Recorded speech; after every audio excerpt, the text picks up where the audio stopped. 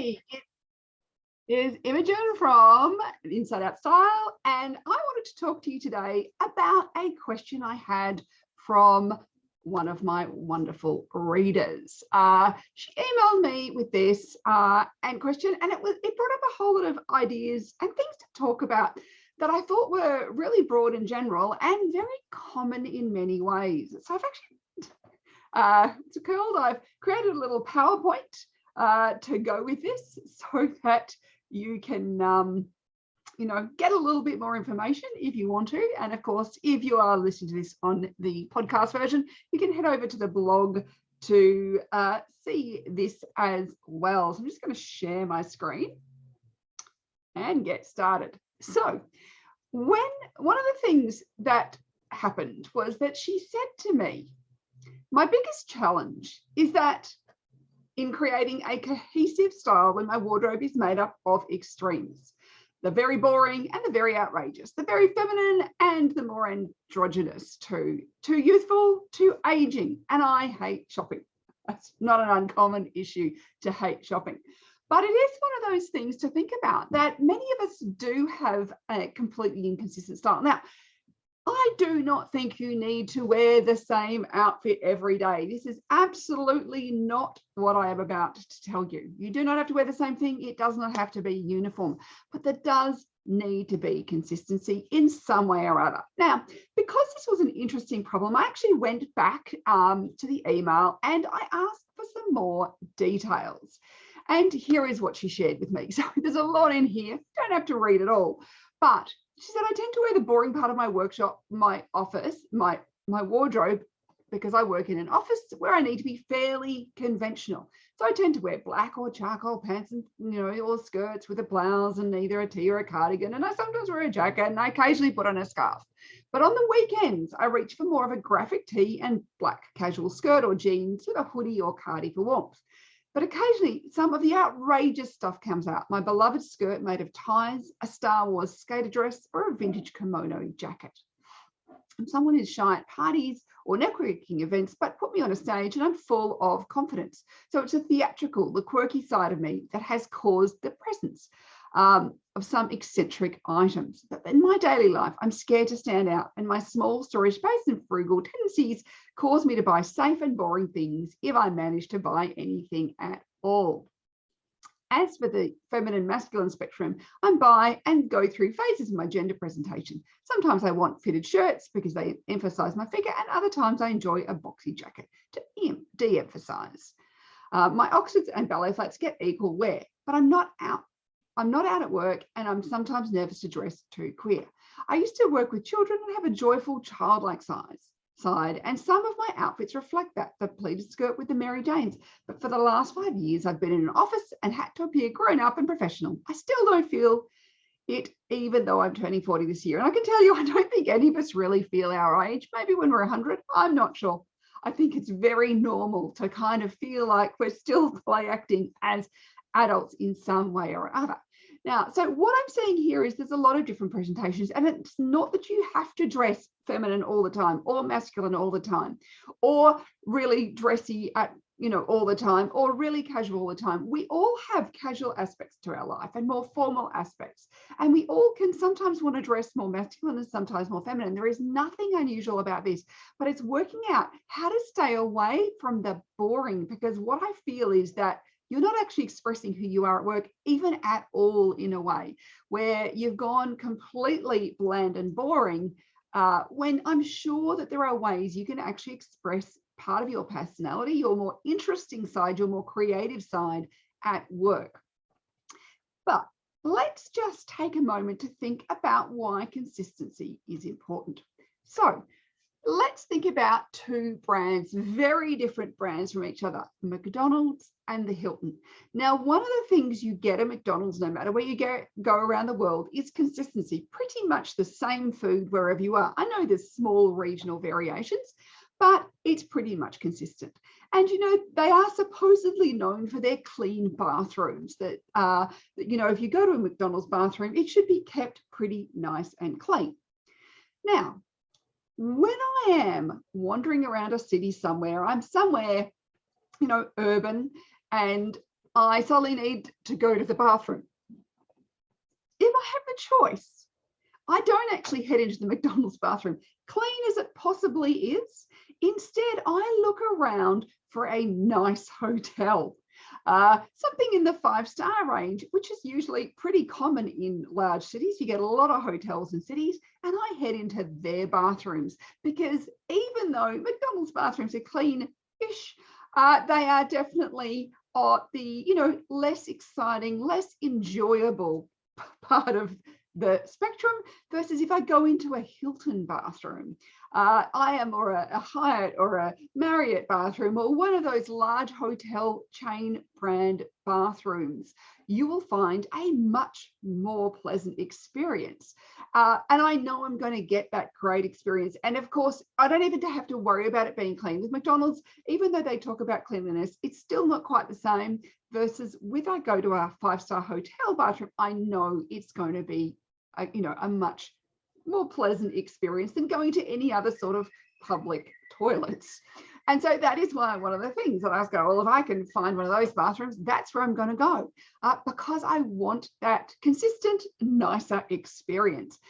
So this is where we want to start thinking about personal brands. So personal brands really are part of, something that we need to take into consideration these days. They basically say is if you don't create your own personal brand, it'll be created for you. People will make decisions for you. We all have them. It's up to us to decide what they are. And this is great. So a personal brand has some specific attributes that define you. They're descriptors that people associate with you and things that you think about yourself as well. So effective personal branding isn't just about putting on a show. It's actually about cultivating the right perceptions, and it really has to be genuine. People see through personal brands and images that are not genuine very quickly. But what is great is that a strong personal brand can actually have the power to transform your life. When you are known for something, people are magnetized to you. People know you. I am known for style and image. I am known for, creating programs that are comprehensive and intelligent that help you define your personal style. These are parts of a strong personal brand, and it has the power to transform. And so for anyone who works, we need to develop our own personal brand. We need to be seen as the go-to person for something that we are known for, something that we are expert at. And so having an inconsistent image can really actually hinder this for us. So here are 3 examples of 3 women with very strong personal brands that I'm pretty much sure that everybody in the world knows who these 3 women are.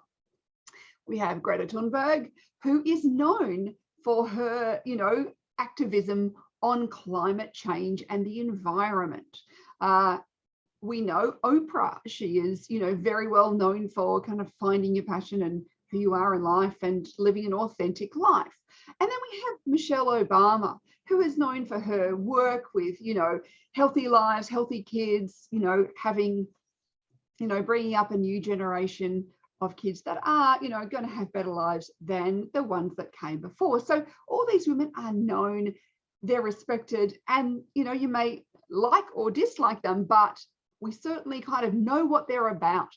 And that is what is important about having that strong personal brand. And what is really great is that you're actually the CEO of your own personal brand. You get to be the one in charge. You get to be the one who decides what it is. So what's inside this personal brand? This is where it's something we really need to think about. And this is where we need to kind of start to get to grips with what's going on in the middle of this. So when I think about a personal brand image, it comes down to these 3 things. Number 1 is, what is your personality? Who are you? What kind of person are you? What are your values? What's important to you? What's deep in your core? Then we have how do I want to be perceived? What do I want people to know about me and my personality? What do I want people to pick up immediately without me having to kind of explain things? It is that sort of thing where a number of times in my life, and I cannot tell you how many, because it's more than I can count, People have said to me, well, what does it matter what I wear? Does anybody notice? I'm smart. Isn't that enough? But the reality is we all do judge books by their covers. And so it's really important that what we want is to have a great cover. We want the cover that people go, yeah, that's the one I want. And I can perceive that, you are this certain sort of person by what your brand image is. And then, of course, we have our roles and activities. So this is what we're doing, whether we're going to work in a conservative office environment, or whether we're standing on stage, or whether we're going out with friends. I mean, whatever it might be, whether we're doing some volunteer activities, whether we're presenting at a conference, whether we're just going online and doing our own social media, all these things are roles and activities we have in our life. And we also have roles like, I'm a mother and I'm a wife, but I'm also a business owner. I'm a teacher. I'm a whippet lover. I'm a, we can also go into all those other roles we have. So, and of course, our wardrobe has to work for different roles. Like when I go to the gym, I'm not wearing accessories like this, and I don't have a full face of makeup. There are different roles and activities, but it doesn't mean that I go as a person who's different. And then the brand image is still related to who I am as a person. And this is why it doesn't matter what you're doing. It's still got to be relating back to you, your personality, and of course, how you want to be perceived.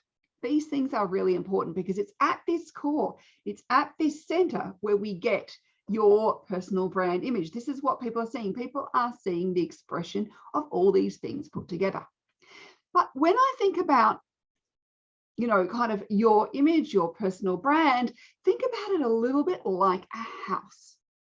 We need to get really solid, stable foundations. These are at the core of your personal brand and your image. So what's down at the core? Now, you may be surprised. This is nothing to do with what's on the outside, what the house looks like as such, but it's your values, what your personal values are. It's your personality. It's who's on the inside that counts. It's, what are your personality traits? What do you want, to show the world about you? And it's your why. Why are you here? What are you doing? What really matters to you? These are really important things, and they're actually all part of the foundations of that house, that personal brand house. And it has to be completely authentic. It has to be completely genuine, because otherwise, the house will crumble very easily when there's an objection or somebody says they don't like it or whatever it might be. That if you aren't really, authentic and genuine, people see through it. It's like you're building on a house of cards, not this solid, stable foundation. Now, the exterior of the house is the outward expression, and this is actually what you wear. It's your style. It's the colors, the styles, the fabrics, the accessories, all those sorts of elements. It's also your grooming, your voice, your behavior. All these things are part of the outward expression. They're the image we see. That's our brand image. But the inside, that foundation has to be laid down first, and it has to come from that foundation for it to really work and for you to feel really comfortable. So if you've ever watched any of those TV makeover shows where, sometime later, and the person has a great makeover and they come out and they look fabulous, but within a short period of time, they've gone back to wearing what they used to wear. And it's because most of those makeover shows never actually started to go onto the inside of who was that person. How do they want to express themselves? What felt comfortable to them? What was a great outward expression of who they were on the inside? And this is why I called my blog Inside Out Style, because it's all about finding out who you are on the inside and expressing that on the outside. So creating that personal brand is a proactive way of controlling how you're perceived, and it gives you the power to influence. And influence is really important, whether we want to influence someone to give us a new job or a promotion, or we want to influence someone to, have a relationship or make friends, or just, get them on board for an activity that we want to do in our lives. Where we want to go on holiday, we have to get our partner or anything like that. We need to influence. There are so many different ways that influence is important in our lives. And the number one key is to follow your uniqueness. The thing is that what makes you special and different is what makes you unique, and it actually makes you stand out from the crowd. Because if you are blending in and being bland, you will never, you'll just kind of disappear. You'll be like a wallflower. And it's actually our uniqueness. It's what makes us different, that makes us identifiable. It's often those things that we think, oh, I wish I had somebody else's hair and somebody else's face and somebody else's nose, because somehow I'd be better. When in fact, it's, you are beautiful just as you are. And it's what makes you unique and different that makes you so special. I'll always remember when Madonna first became famous. So back in the 80s, showing my age here, and she has a big gap between her front teeth. And it was pretty unusual at that time for someone not to go and get some veneers and have her teeth, that gap removed. But it was that part of her unique personal brand. And she also is another woman with a very strong personal brand. So what's in that brand image? It's, as we talked about before, your personality, how you want to be perceived, and the roles and activities. But let's just rewind a moment.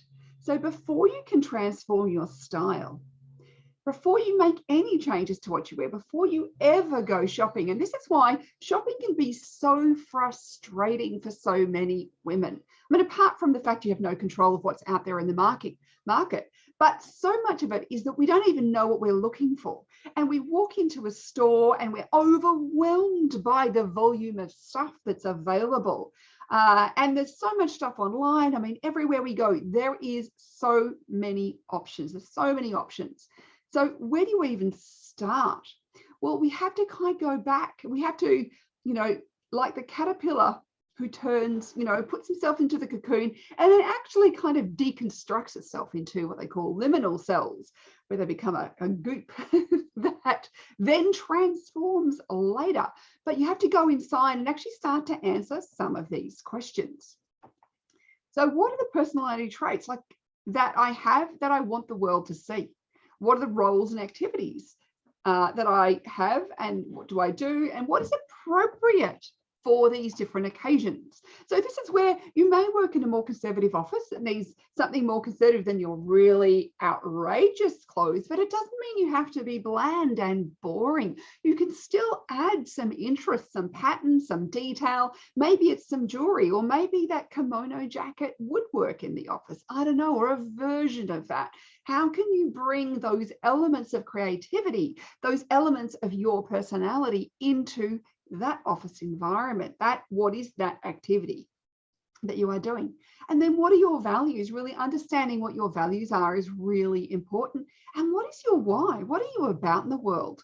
And if you're working somewhere where you feel like you have to hide who you are, sometimes this is a great indication that it's not the right environment for you, and that finding something different, looking around and finding a new place may be one of the things that is an answer for you, because understanding your why, I mean, life is short. I just was reading a book called 4,000 Weeks. We only have 4,000 weeks in our life, which is not actually very many. And that's if you get to about the age of 80. Life is short. So why not, be spending our time doing the things that really matter to us, that have value, that have impact, rather than maybe working somewhere sometimes where you really feel like you can't be you. Now, it could just be that you can be more of you just haven't tried. And you often, what's really interesting is you may be more accepted with who you are, even just bringing in few more elements of your personality rather than wearing the boring clothes. Then we can start looking at the outside. So what are the clothing details and styles that express your personality? What are the styles and kinds of clothes and accessories? What colors and contrasts work? What are my outfits communicating? What is the consistent expression of my image? Now, as we watch this butterfly change versions, this is where it's inconsistent, and it's really quite jarring to watch, isn't it? We kind of like, who are you? Like, if you turn up differently every day, and consistency can be as simple as something like similar grooming every day, not turning up one day looking really put together and the next day looking really unkempt. Consistency is in all sorts of things. It's like knowing that Hilton hotel bathroom is always going to be a lovely experience. we really value that consistency. Now, it doesn't mean you have to be the same every day, but you do have to have consistency. So it's not about wearing exactly the same outfit day in, day out. It's just about consistency so that you are recognizable. So this version of the butterfly, which is changing colors, is much more relaxing to watch. It's much more pleasant and it's consistent. It's one sort of butterfly, but it's still got different ways of expressing itself. And I think that's really, really important to remember. So consistent style ensures that the elements of your personality are in every outfit, not just some of them, and where it works across everything. And I know working with clients, I remember one day working with a client and working on her style recipe, and she was convinced she had a very inconsistent style, that at work she was this and out of work she was that. And when we actually sat down and really nutted out her style recipe, she said, oh my gosh, that really works for my entire life. I never believed there was something so consistent about it. So it's actually digging deep to find out what that is. So if you need some assistance, I'm actually currently in development of a new program to develop your personal brand and personal brand image. So if this is something that you are really keen on knowing more about, please do contact me. You can contact me via my email, by any of my websites, by the blog, by contact through Facebook, all sorts of different ways. Feel free to contact me and let me know if you want to know more, because it's something I will be testing out and trialing fairly soon. So if you'd love to come on board and know more and really get your personal brand image, kind of get control of that, become the real CEO of your personal brand, this is something that I think you should, let me know that you're interested in, and something that you can do, because we are all judging those books by their covers. We are making decisions about people every day. As much as we may not always like it, we need to start showing up in a consistent way with a brand image that really works for us and helps us get where we want to get to in life. Thanks so much for watching. Bye for now.